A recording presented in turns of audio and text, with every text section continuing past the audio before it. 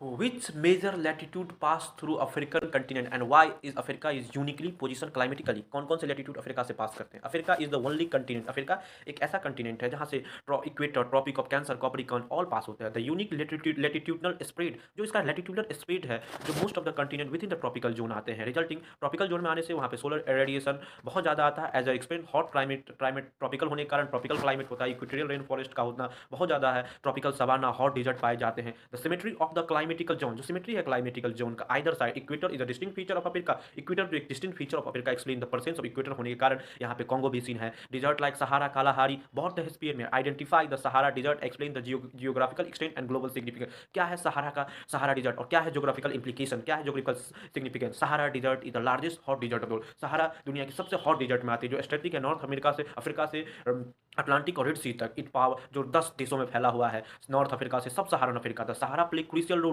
सहारा होने के कारण एक ग्लोबल एटमॉस्फेरिक सर्कुलेशन होता है. डस्ट जो होता है सहारा का जो बालू होता है वो अटलांटिक से अटलांटिक की ओर बह रहा है. जो trade route human settlement migration का एक बहुत बड़ा example. What are the major river of Africa and how they do influence settlement. But Africa जो रिवर का पैटर्न से कैसे अफ्रीका का सेटलमेंट प्रभावित होता है. अफ्रीका मेजर रिवर अफ्रीका में नाइल है, कॉन्गो है, नाइजर है, जाम्बेजी है, ऑरेंज रिवर.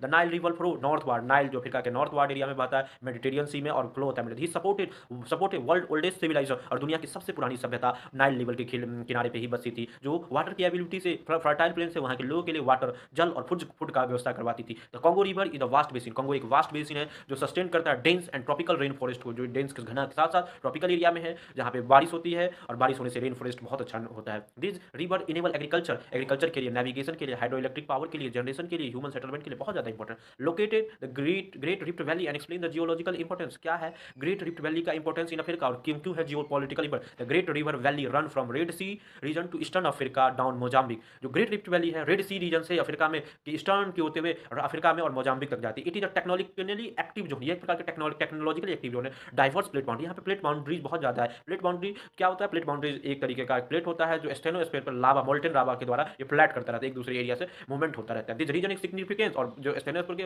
वोल्केनिक एक्टिविटीज के लिए, अर्थक्वेक के लिए and presence of deep lake such lake of Tanganyika and lake Malawi इसी ग्रेट रिफ्ट वैली का पार्ट है. It is also consider a credible and humankind discovery of fossil food. और यहीं से पहली बार तंगानिया में लेक मलावी में ह्यूमन काइंड का एक तरीके का ह्यूमन फॉसाइल का पहली बार पता चला और ओल्डेस्ट लोग यहीं पे पाए गए. विच इंपॉर्टेंट स्टेट, कौन कौन से इंपॉर्टेंट स्टेट है? सी है surrounded by Africa and why they are geopolitically important. Africa is surrounded by Mediterranean sea in the north. Africa north से मेडिटेरियन सी, अटलांटिक ओशियन से वेस्ट और इंडियन ओशियन से east से फैला हुआ है. अफ्रीका के ईस्ट में इंडियन ओशियन, वेस्ट में अटलांटिक ओशियन और नॉर्थ में मेडिटेरियन सी है. The Suez canal connect Mediterranean sea with